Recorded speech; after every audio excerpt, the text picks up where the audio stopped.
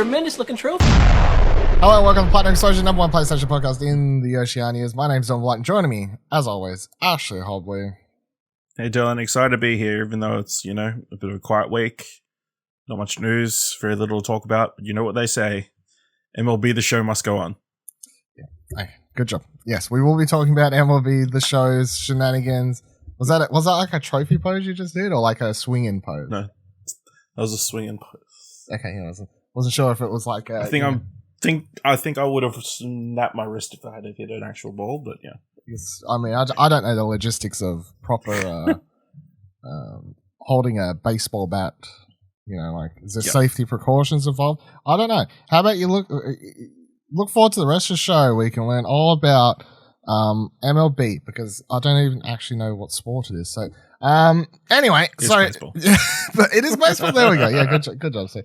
We got to. There's not much news this week. We've only got a few news stories to get to. But firstly, let's talk about the one new PlayStation game that's dropped this week, which is Oddworld Soulstorm. So, let's get this out of the way straight away. This is free currently. It is PlayStation Plus for this month. We'll talk about the other two games after this in a little bit. I'm going to put it out there straight away. If this game was not on PlayStation Plus, I wouldn't have played it. Pretty much. So, and I just want to set up my feelings towards this franchise, so then it will make what I say make a little bit more sense, I guess, or set things up. My history with the Oddworld franchise is I've only ever played Oddworld Abe's Odyssey, the first original game on the PS1 as a kid, and I liked playing it to a degree. I just also grew to hate it because it was the hardest game that I was allowed to play at the time. Maybe like Crash Bandicoot 1, but I found Crash less grating for some reason. Or maybe it was because we also had Crash 2 at that point. Like by the time we got a PS1, we had Crash 2 to play as well. So Crash 1 was too hard, but Crash 2 was playable. And Abe's Odyssey was too fucking hard. And I just found the world as a child just too dark.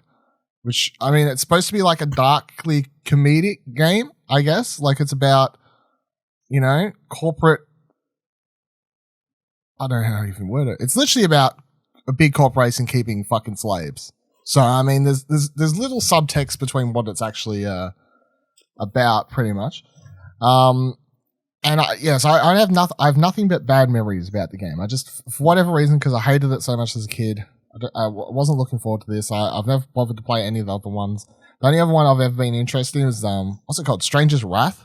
I'm like, that one always looked cool, but I never got around to it. That was like the third person one, where he was like a cowboy. It was a spin-off title or some shit. I'm like, yeah, I could get into that one, but never did that one. So, PlayStation Plus.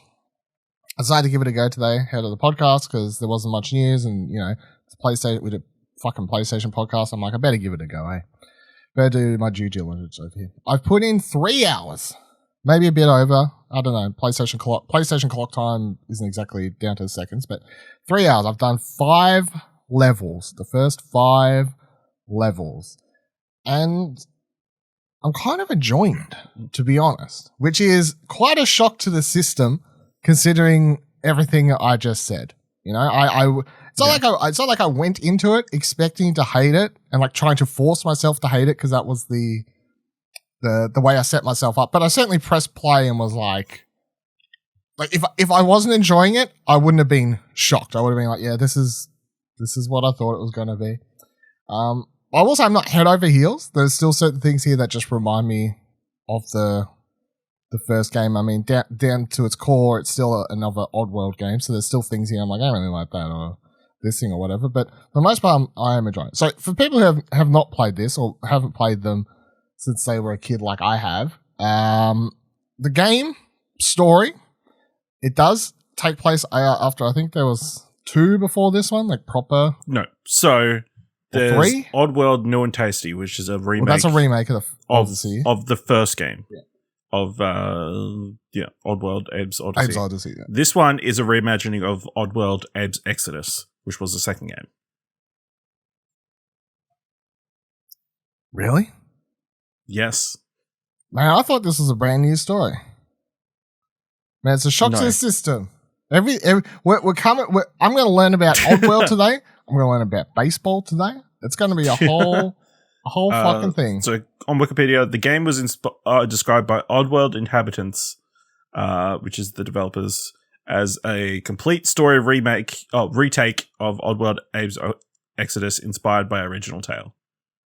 So maybe not a beat for beat remake, but Yeah, I just went inspired. Because I guess the problem is I've watched the trailers that have been a part of the state of plays or anything that I've been forced to watch it. But other than that, I haven't clicked on anything or bothered to read about it because I was just very much like, I'm not playing this. I don't care. So that's maybe my fault for not being aware.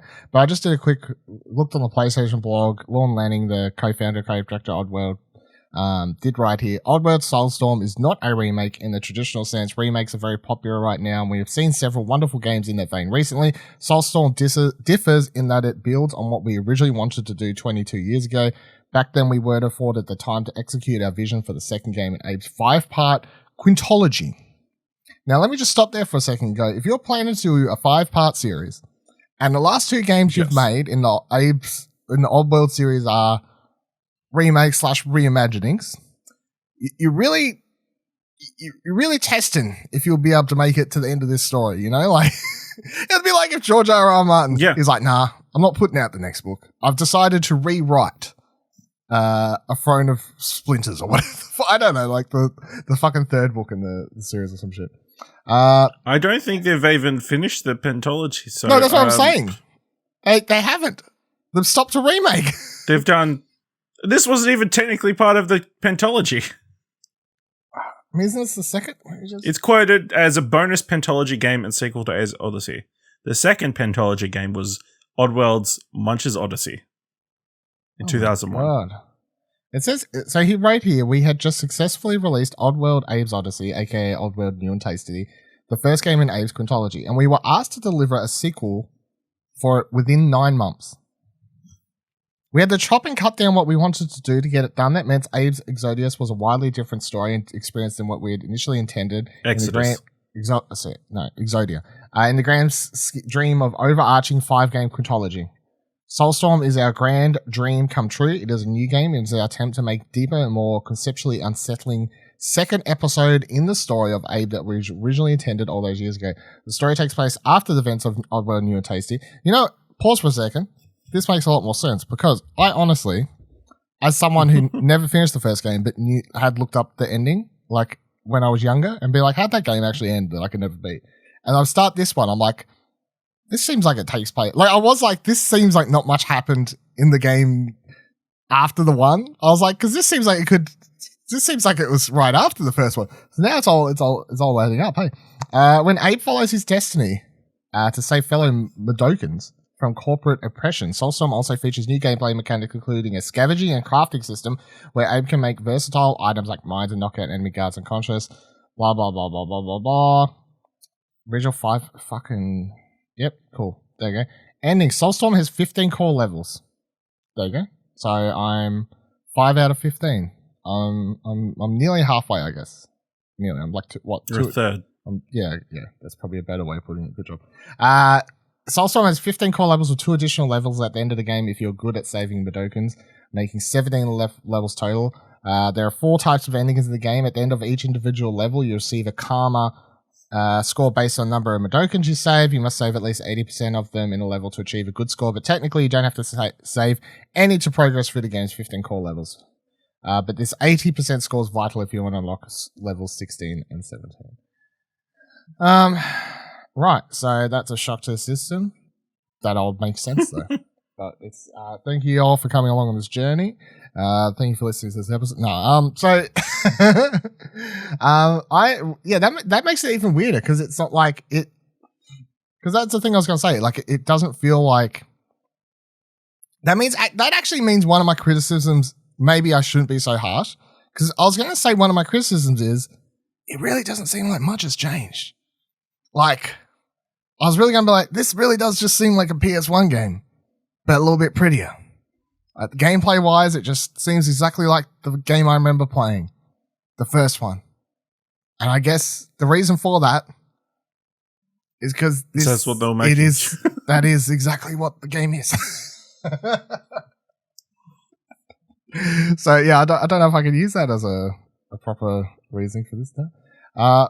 So what I think maybe one of the reasons I am enjoying it more than the PS1 days is I'm older now, so I can like handle some of the puzzles and stuff a lot better and work my way around that, I guess. Also, I think the controls are a lot better and they're a little bit less fidgety, which is something that used to ship me off with the original as a kid. Because have you ever played Oddworld? I feel like I'd like played it a couple of times at someone's house or something, but that's my extent of it. Because it's a side-scrolling platformer / action game / stealth game at times.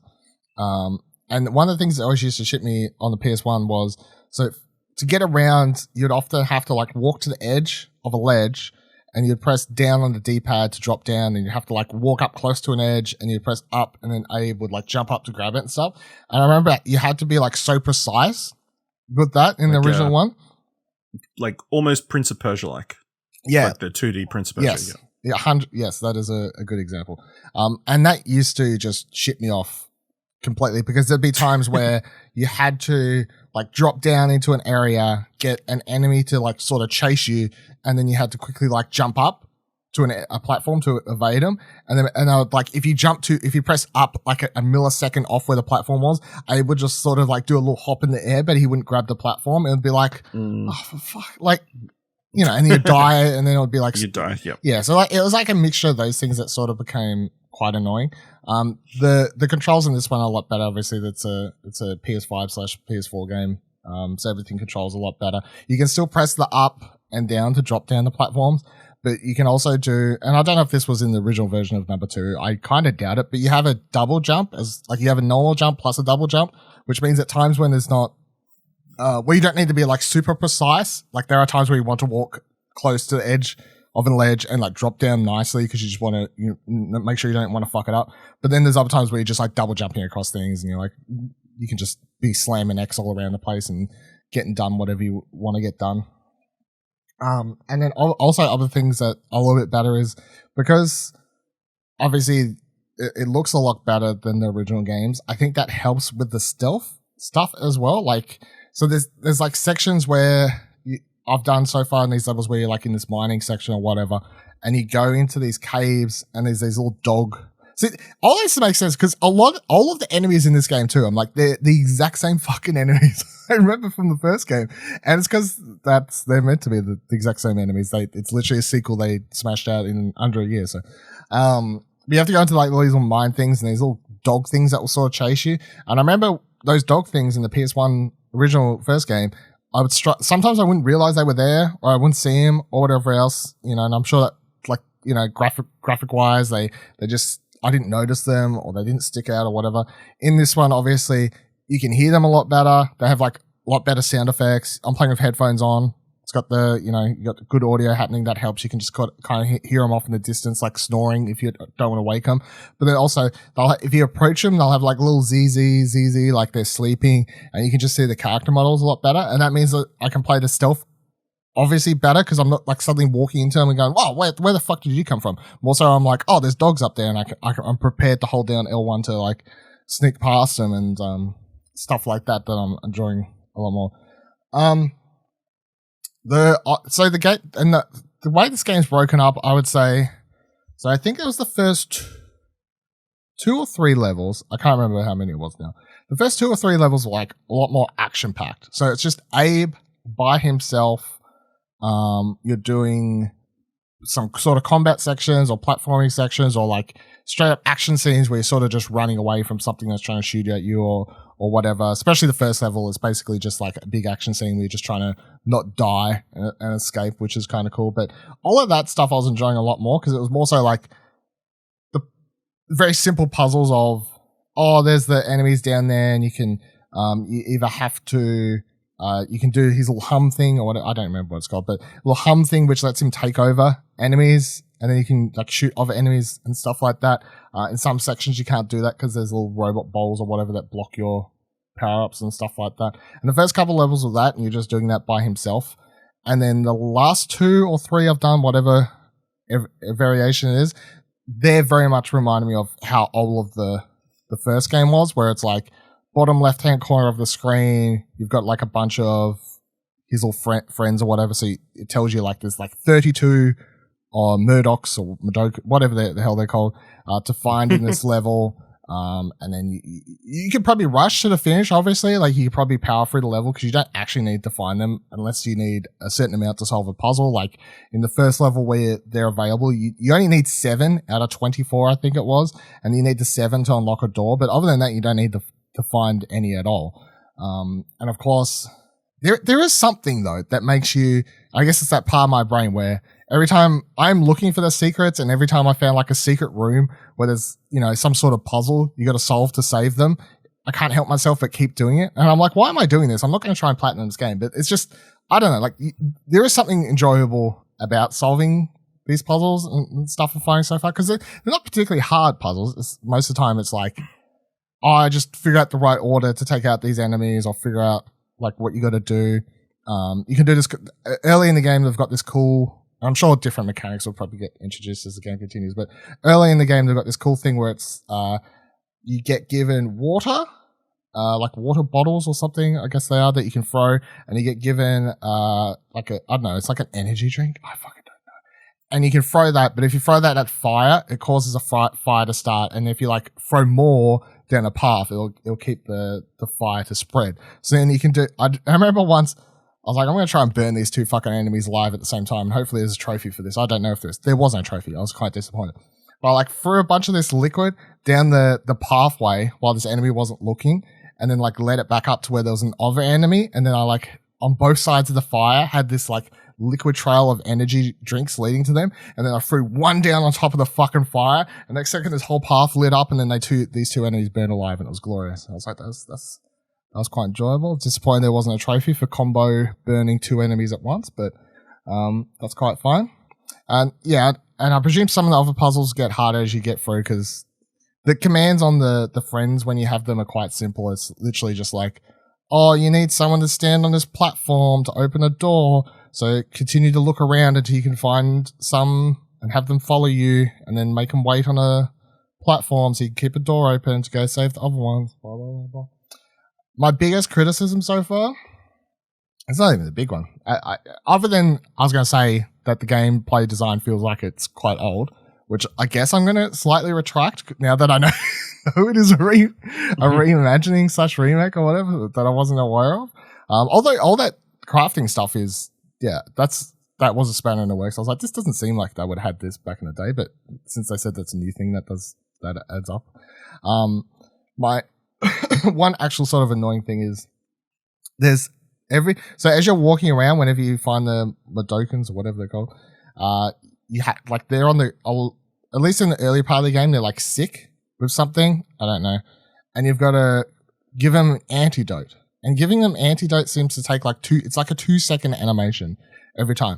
But it's really annoying when you walk into an area and like you've already activated the checkpoint there, and there's like 4 of them on the ground, and you perform this animation.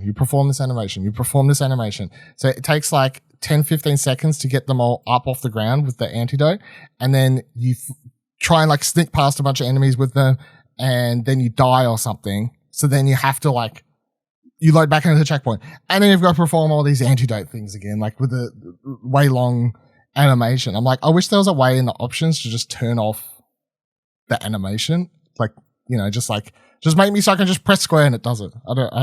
I'm sure that's like, it may sound like it's nitpicking, but it's one of those things where if you're dying in the same area several times over, you're just like, this is sort of annoying. Or doing what I was doing at one stage where one of the and also this another complaint, but maybe this is because it's like sort of ingrained into the DNA of the game since it's a remake reimagining.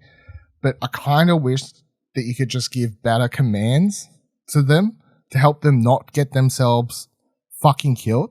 Like there was this one point where I was trying to lead one, like there's a saw blade coming left to right on the screen, right? And I'm like, I'm trying to get this Budokan thing Abe's Odyssey, Abe's friend, his mate. I'm trying to get one of them to follow me down without getting killed by the saw. So I'd be like, would get to the edge of the thing. I would say, wait. It would stop. I would go down past the saw. It's not very far. It's like 2 platforms down. I'd jump down there, get to the bottom. And then I'd wait for the saw to go past and I'd click go. And then, of course, it takes like a second. And then it begins like climbing down. And then for some reason it decides to jump to the other side before it continues climbing down. And of course it does that and then like dies to the saw. And then I try another time. I'm like, okay, I'll just like go ham straight down without telling it to wait. And hopefully it just follows me, falls straight down and we'll be fine. No, it gets hit by a saw again. I'm like, why can't... This AI seems a bit dumb at times. But I mean, I guess maybe that is ingrained into the DNA of the game. But yeah, I mean, long story short, other than some nitpicking and learning that it's actually a reimagining / remake or whatever you want to call it, I am enjoying this a lot more than I thought I would. And knowing that I'm a third of the way through the game already at 3 hours, will this be my first Oddworld game I ever finish? Maybe I'll end up. I mean, I'm enjoying it, so maybe I'll end up going back and finishing this, unless things take a turn for the worse or something. A bunch of games suddenly appear out of nowhere. Then maybe then. Well, I was gonna say, I don't know. They start like bringing back all the. I don't know. Is it Poop Homer? Yeah. They start triggering things from my childhood, and I'm like, no. You reminded me too much of why. Would you be tempted to go back and check out New and Tasty then? Look, I'm not. Let's not go that far. I'm not over here saying I'm a new super fan. I'm enjoying this one quite fine. If by the end of it, I'm like, man, maybe I should go back and retry the first one or / New and Tasty. We'll tackle that when I come to it. But for now, let's go with this. And I definitely don't feel too bad about being like, now learning that this is the second one, like a remake of the second one or whatever technically, then I still don't feel too bad about not like doing a deep dive into the lore and story of the first one, because it's whatever. It's pretty much, if you've never played the first one and you want to play this one, here's the story from what I remember. Abe is literally a slave basically, and he doesn't know it though. He just thinks he's living a great life and he's getting paid, but he's not getting paid. Anyway, he causes an uprising. You have to escape. You have to escape the big. I think they're turning his species into food or whatever. That was another thing he discovers. Like the food he's helping package is actually from his same species that they're like packaging or something like that. Anyway, long story short, there's an evil overlord dude. You escape the factory. Blah blah blah blah. This game starts. Abe's like, "Oh, we've escaped. Good job." And then, oh no, the bad guy's back. He's found you. Got to escape again. But now you're not in the factory. Now you're in the middle of a canyon. At least that's where the game starts. So. Are you gonna be downloading this, giving this a go? Or? I did download it, so I might give it a go. We'll see. If it's only like potentially 10 hours or so, then the 10, 12 hours, that's not much of a commitment. We'll see how we go. No, well, actually, what's the original one called? What, like the original version? Exodus. Abe's Exodus. So if I just type how long is Abe's Exodus? Man, apparently that one's longer than the first one. How long to beat says 15 hours. And I'm like, but I'm a third after 3 hours. Well, maybe they get harder. Crazy notion. Or the levels get bigger. I mean, it's quite possible. The level times have been a bit all over the place so far. Like one level took me an hour 10 or whatever. Another one took me 24 minutes. So, and I think they've been in and out of between there so far. So, yeah, I don't know. So.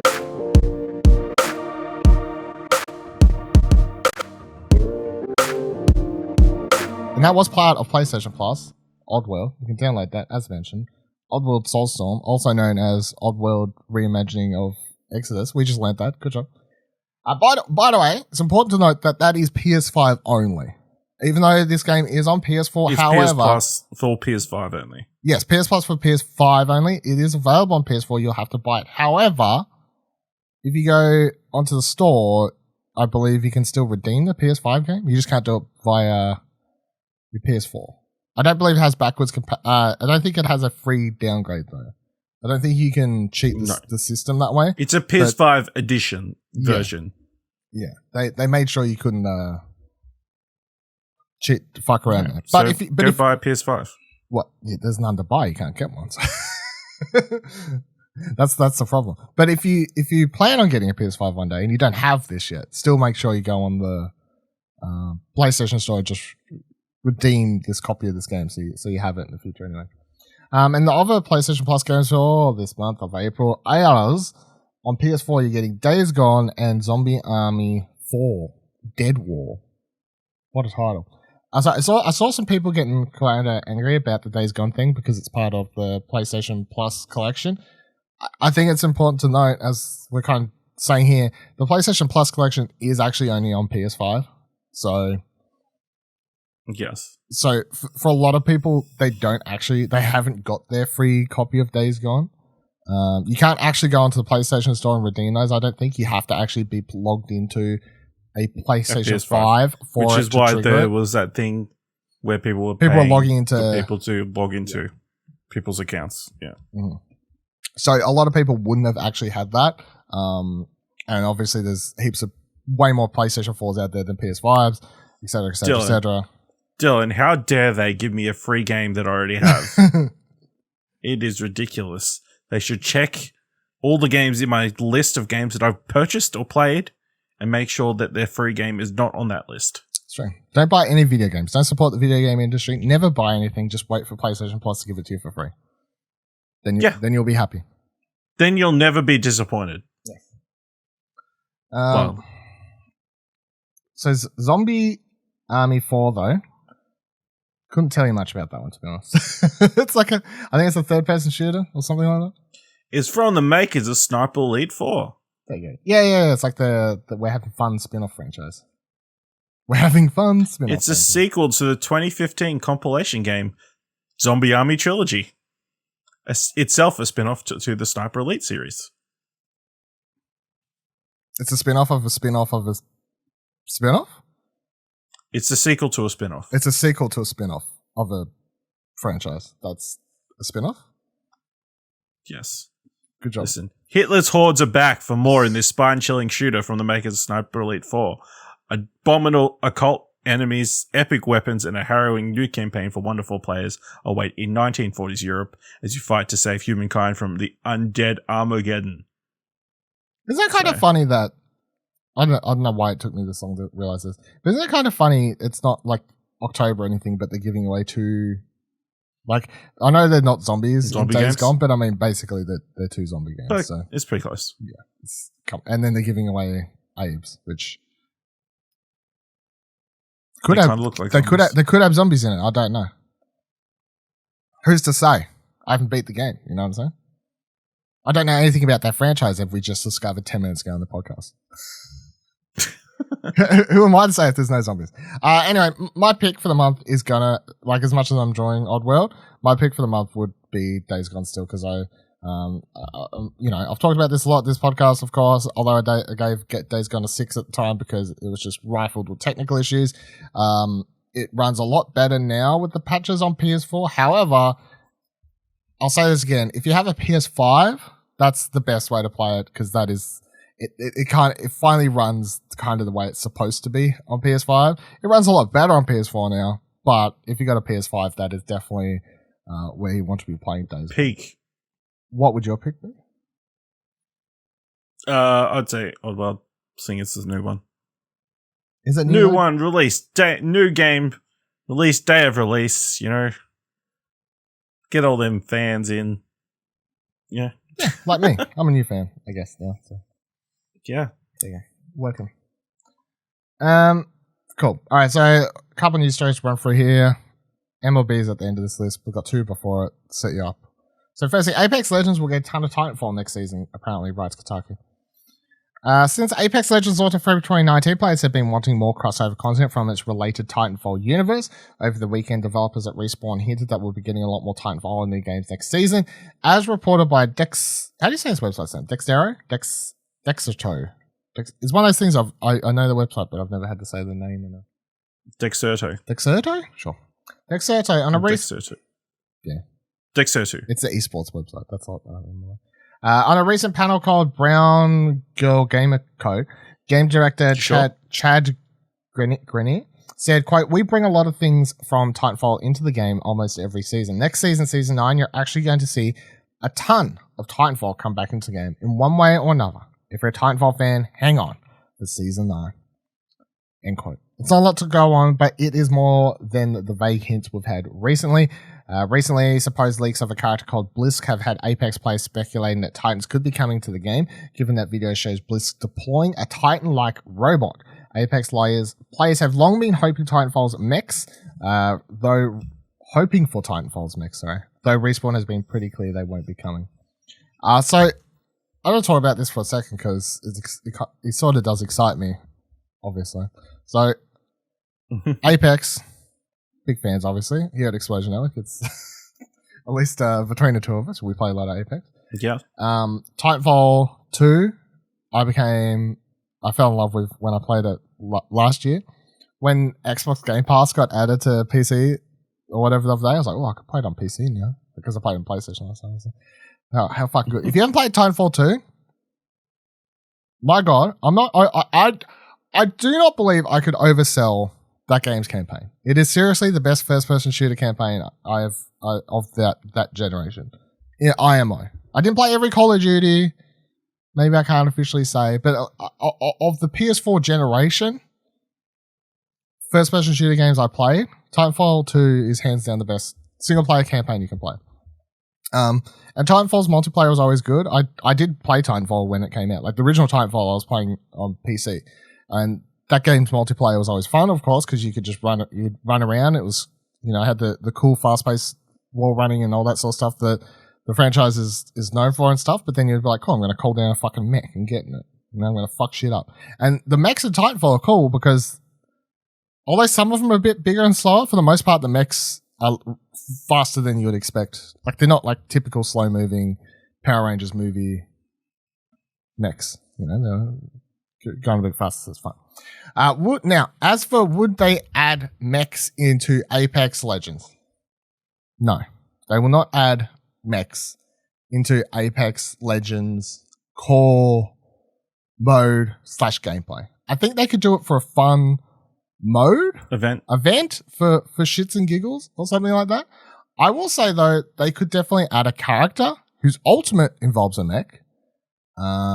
You'd have to balance that in some regard, like not make it obviously OP or like how that works out. But I'm sure that's something that they definitely could do. If I was to hope on something, though, I'd be more leaning towards something I've kind of been hoping they would just do with the franchise in general, which is, as much as everyone hopes for Titanfall 3, and I want Titanfall 3, but if they do Titanfall 3, I would rather it just be a single-player focused game. Like, just sell it. It's a really great single-player narrative gameplay. Just, it's two, but better. Go for gold there. And I've always been like, why don't they just build on Apex Legends and add in a non-battle royale mode? So why don't they just take Titanfall 2's multiplayer and just add it to Apex? And I get the big question the big stoppage there that people say is, because, and it is a good point, because then you're detracting from the audience, because that's the one thing with battle royale games, they need a certain number of people playing them or whatever, I guess. So it's like the second you're at a team deathmatch and there's battle royale game mode as well, then, like it may be harder to find one game or another, et cetera, et cetera, et cetera. I think if they only had like team deathmatch or like two core modes though, where it's like 2 teams of 6 type thing, so it's 12 players total, I really don't think 2 Titanfall modes added to that game would break the, like, who wants to play what. And I'm sure there'd be a lot of people that would still be like, I don't care for that. I'd rather just play Apex Legends, Battle Royale mode, like go for gold type thing. But maybe there would be people who haven't got into Apex but like Titanfall 2's multiplayer that would then get into Apex. You know what I mean? Like via that. I mean, there's a whole other bucket of worms with this where it's like, could they just add that content for free? Like how they making money Would they add a bunch more microtransactions? Like, how would that work? I don't know. It's definitely something that I'd like to see happen one way or another. But yeah, what would you think? Mechs in Apex? Would it work? Would a character having a mech work? What would the... I don't think it would work. I think they could definitely figure out a way to put mechs into the game. Like, obviously, they've recently put vehicles in there. You could have a similar kind of thing where, you know, maybe it has a certain amount of battery life or something, you know, and that kind of thing. Can't make them like super strong. Like you'd have to be able to take them down as a player on the ground, kind of thing. Yeah, but you know, you feel or you need to do certain things to be able to unlock it or something. Some sort of challenge or puzzle or something. Yeah, they could definitely do something, and I trust that I have so much faith in the team that they'll figure it. If they wanted to put mechs in the game, they would figure out a way that would work. Or if it didn't work, they would get rid of it pretty quickly. Yeah. Yeah, that's definitely, you know, it's a good point to be like, we never thought there'd be vehicles in Apex either, but then they added vehicles, and it was only for one map, obviously, so a lot of it comes down to, because you couldn't just put vehicles in the other two maps, Kings Canyon and, I'm meant to know what the second one's called, but, you couldn't just suddenly add vehicles because those maps weren't designed for vehicles to work in them.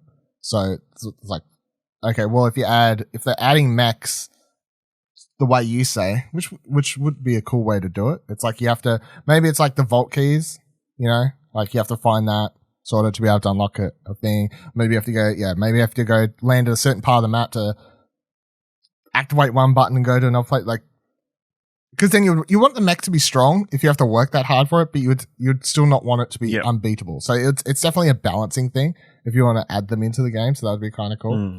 But I don't know, if they build an entire map around it where the mechs are built as an integral part of it or whatever else, it'd be kind of cool if that map was like set during on like one of the Titanfall 2 worlds or maps or something like that, or like integrated into part of it kind of thing. It's like Blackout.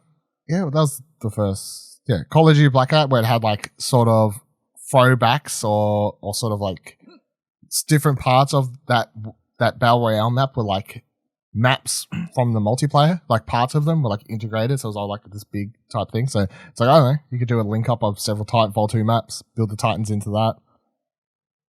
Go for gold. We'll just see. I don't remember. Find out when season 9 is officially. Details coming, so we shall see. Alright, Kotaku then writes, oh dear, the Sony Japan studio Exodia continues. Exodus. Last month, Kotaku reported that yet another producer departed from the Japan studio, and this month we're reporting that the Exodia Exodus continues. Yesterday, Shinsuke Saito tweeted, quote, I'm leaving SAE Japan studio today. Saito was the character designer and animator for Gravity Rush 1 and 2. He was also the art director for the sequel. His departure is a big artistic loss for the studio. Kentaro Motomura also announced yesterday that he was leaving the Japan studio, where the veteran developer was a senior producer with the credits on an array of titles, including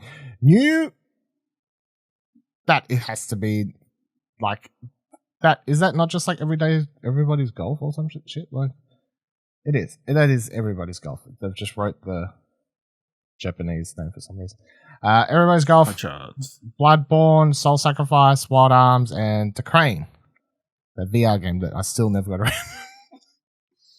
And then they did an update for the studio. Yasutaka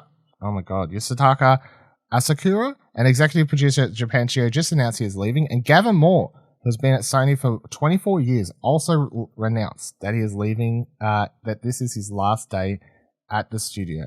As Kotaku previously reported, a number of high-profile creators have left Japan Studio. In an official statement, Sony wrote that it was reorganizing the studio in order to further strengthen business relationships. So I think it was like the Gavin Moore was the one that kind of stood out to me. There was like a bunch of other people I didn't really notice at first, but he was the one that popped up on my, because he was the director of Demon Souls last year. The remake, whatever you want to call it, creative director of that. So I was like, wow, Okay. The big successful remake of Demon's Souls, the creative director is just leaving. After, and I mean, he's been as I said, he's been there for 24 years at Japan Studio. So, I mean, amongst everyone else. So, I don't know. We talked about this changing of what's going on. It's kind of not looking that great anymore. Everyone seems to be leaving now, which doesn't really fit the narrative that I was being sold / trying to sell also here, where I was like, I don't know, like everyone's there, they're just reshuffling so they can have them, work better under one banner or, something like that. You'll still get good games. And now that everyone's leaving, I'm like, well, I don't really know what's going on anymore. It's a bit hard to make games with nobody there. Yeah, like how do you make the games now that everyone's leaving? At this stage, you're just going to be hiring a bunch of new people. And then at that stage, I don't understand. So, yeah. What's your thoughts on this? Scary? Like, shocking? Yeah, kind of. I mean, it's kind of weird that there's been like an influx of all at once, unless they've decided they've made clear ideas of what they want the studio to do next, and they don't see themselves interested or want to do something now. Decided now is the time to do something different. It did definitely. There's a lot of experience, obviously, that has left that team. It is, but yes, there's a lot of big names. Yeah, but I mean that gives opportunities to other people to, become the next big thing. Maybe that is looking for the silver lining. I mean, the potential is we get cool games from these people elsewhere. Yes. But there's no reason that in a couple of years from now, you're like, oh man, this new version of Sony Japan's putting out a bunch of great games, whatever. But it's still not hard. It's just still hard not to go like, what is actually going on? What is going on? Like what is the dealio that's happening there at the moment? Yeah. All right.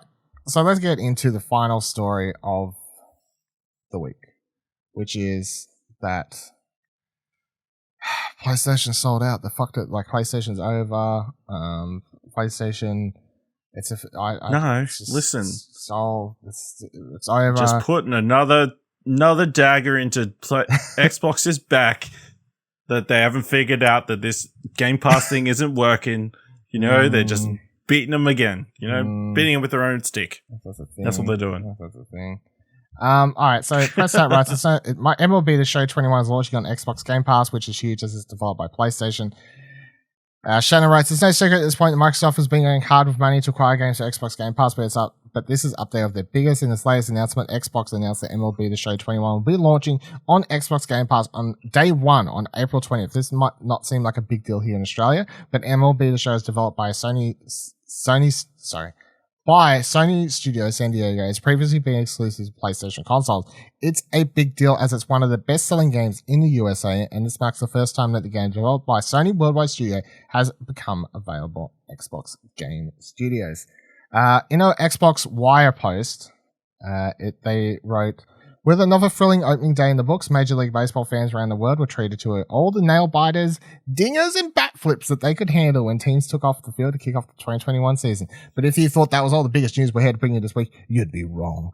We're delighted to announce that MLB The Show 21 is coming to Xbox Game Pass on day 1 and will be available on April 20th for Xbox XX, Xbox One, as well as Android phones and tablets via Xbox Cloud Gaming Beta for Ultimate members. Both MLB The Show 21 and Xbox One and Xbox XX standard editions will be included with Xbox Game Pass, so members will be able to play the best version of the game regardless of which console they're on, and with cross-platform play and progress. You can play against others online and earn and use content across the platform and generation that you choose. All right, Ash, hit me with your hard-hitting thoughts on this. And by the way, pause quickly. It's so fucking weird in that trailer. That is the funniest thing too. That the trailer where it comes up the Xbox logo, comes up Xbox Game Pass, and then comes up PlayStation Studios, like, and then Sony San Diego. Like, what a weird area. What's your thoughts? It's my thoughts. Interesting move. That I feel is mostly caused by MLB wanting to. Well, MLB put the demand down that they wanted to like extend the reach of sell to other people. The video games. That's why they were putting it multi-platform this year. But Game Pass, that's a bold move, and that's going to give them the best opportunity to get this game into the hands of the most players. It's hard not to feel bad for obviously the PlayStation gamers who have been supporting this franchise year in, year out. Will effectively have to pay the full price, whereas these Xbox people will come in and, get it as part of their subscription. But it's going to widen the reach of this game to the maximum amount of people possible on the Xbox side of the community. So, smart move. Hopefully, Sony San Diego get paid a bunch of money. I'm presuming they put it on did. Game Pass. Yes, Yeah, I'm presuming that's exactly. And good on Xbox for agreeing to it, I guess. Good on. Good on PlayStation for agreeing. This is how did that negotiation go down? I want to know. Yeah, because I guess that's one thing. Like, because we did talk about when they were like, look, MLB was like, we want this game to go multi-platform, and Sony was like, all right, you can go multi-platform, and that was one thing. So, like, if this game had released on Xbox day one and people started to buy it, it would have been like, okay, well, I feel like we all accepted that and was like, whatever. But yeah, I think the thing that just makes this so wild is exactly what you're pointing out, which is that Sony fans have to go out, spend $100 or whatever day one to be able to buy this. There's no way to get cheaper. Like, maybe there's like a 20% pre-order discount. Maybe if you're Australian, you could buy it from JB Hi-Fi. I don't know, maybe get cheaper or something like that. I don't know. Either way, you're spending a lot of money for this. Whereas, and then everyone on Xbox just downloading this shit for their $12 a month. I don't know how much it is. That's the wild part. And it definitely just make me go, okay, so for people out there, let's say there is some hardcore PlayStation fans out there who have all the consoles because they do. Would the hardcore PlayStation fans still, if they have Game Pass, would they choose to then spend the money to buy this, to continue playing on PlayStation? Or because they're getting it, they have it. Like, I'm saying in this scenario, they're already paying for Game Pass. Are they then just going to download this on the Xbox? Here's my question. How long is it going to be on Game Pass? 6 months? Let's say they come. How do we know? I'm just guessing. It could just be like a month to 3 month period where you can play this on Game Pass. They never really tell us, so. Yeah, they could, or you could imagine if it was just like, hey, you can play this on Game Pass for a month. Well, did the if season you really just love start? it, then you can buy it. Yeah. So how long does a baseball season go? Very long. Very long. I feel like 8 months or something like that. I was about to say, it feels like they play like 100+ games. So what if they just have it? But they play like every day. What if they have it for the full 8 months? Like, full season. I don't know. Is the plan to get people to buy the full game this year, or want to buy the game next year? It would have to be to get them to want to buy it next. I feel like out of these two scenarios, like if the two scenarios you're putting forward is they have it on there for a month, they take it away, and then hope that Xbox players will then buy the game, or they have it on there for a longer period of time and then hope that Xbox players just buy it next year, I would say it's probably a better play to go option B. Like, just give them the game longer on Xbox Game Pass this year and then give them to a shorter next year. Like, pull the rug out next year and more people will buy it. Well, it won't. I guarantee, I'll say it right now, the next MLB The Show is not going to be on Game Pass. What if Day one. Hmm. That's the other thing that's crazy. It's day one. Yeah. You could have like a week or so after, give people the opportunity to pay for it first up. But yeah. No one's buying it on Xbox.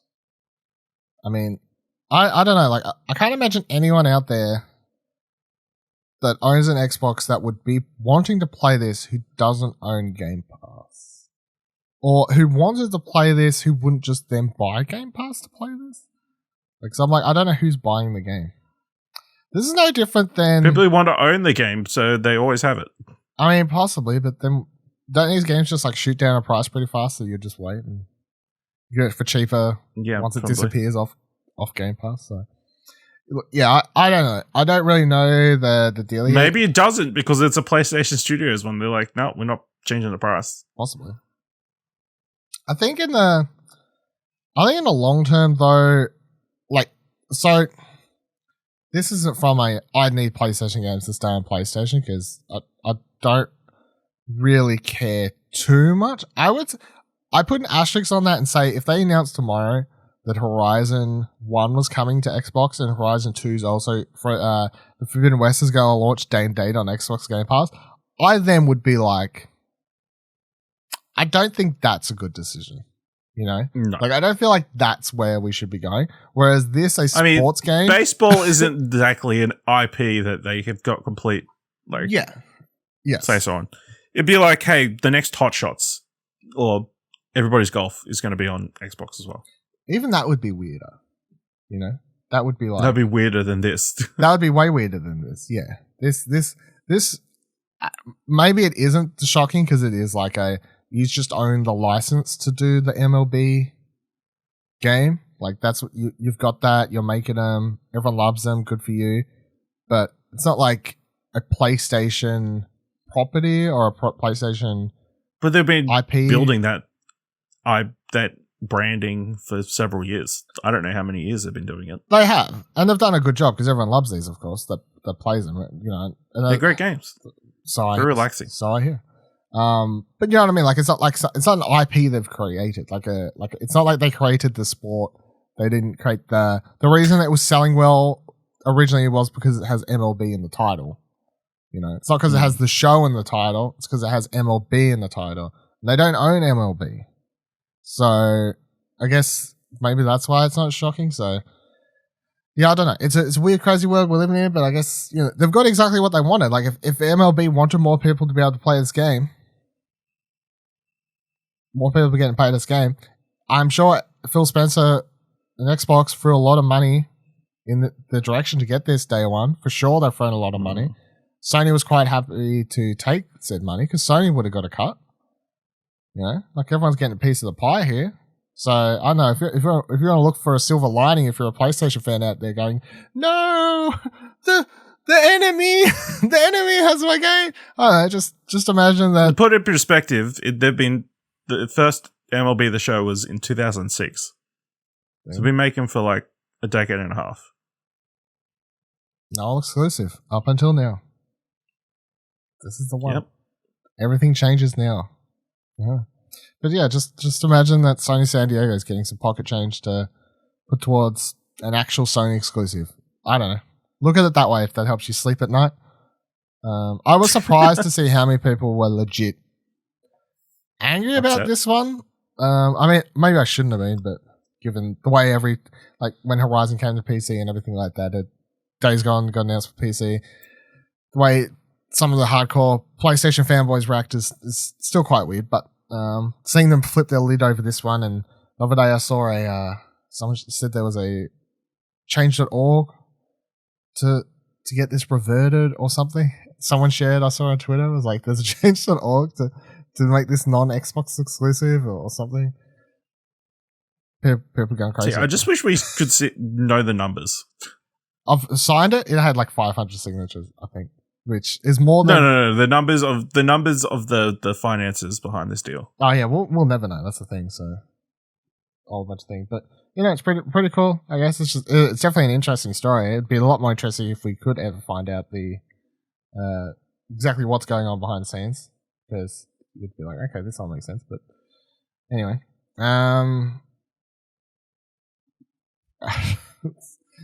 yeah, we'll see what happens with that in the future. Is this the start of something special between PlayStation and Xbox? Find out soon, or don't find out soon. Don't know. That'll do it for this week's episode. Wait, do we know if there's crossplay? No, I don't believe so. No, I think there is between the consoles, but not between PlayStation and Sony, confirmed, right? MLB 21 crossplay Xbox PlayStation. Let's have a quick look-see. It says yes, it does, according to the first story I got. There you go. According to Real Sport 101, which is the first Google result.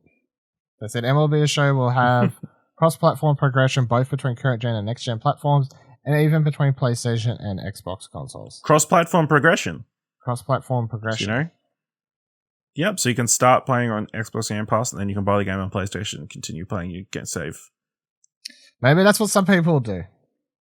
All I'm gonna say is I hope if you play it on Game Pass and you buy Are you gonna play it on Game Pass? I'm not gonna play this fucking game. No. I don't know how the game works. You swing on my ball, I gotta hit the bat, I run around in a fucking circle or some shit. Do a Twitch stream. Like I've watched Bench Warmers. Is it that? Is that the game? Bench Warmers? No? Yeah, kind of. You just swing a bat at a ball.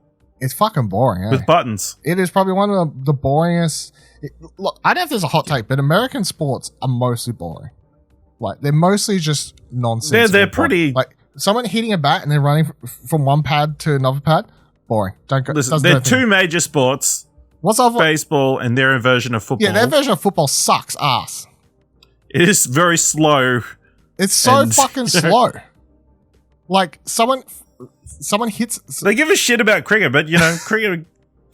They're doing stuff all the time. I don't even like cricket. And let me tell you this. Cricket is faster paced. What's the one that takes multiple days? Cricket? What's that called? Test cricket. Test. Is it? Okay, yeah. So First test, class, yeah. which is the worst version of cricket because it's on multiple days. What's the one that only takes a day? Well, there's 1 day cricket or T20. Okay, so yeah, one version's a lot better because it's over and done with and you can find out who won by the afternoon, right?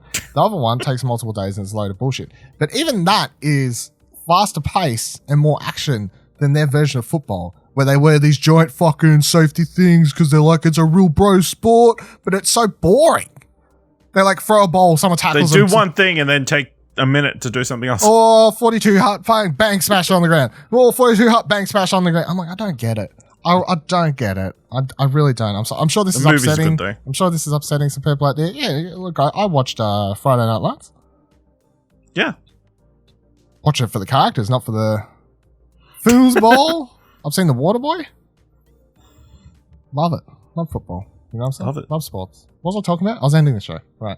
Sorry to all American listeners. I appreciate you listening. Look, don't take offense to it. I'm not a sports guy in general. I don't like any sports, really. So, just calm down. It's fine. Chill. Everyone chill out. If you are upset or have any comments, questions, comments, or concerns about this episode, at your boy Ringo. Hit up your grandstand guru.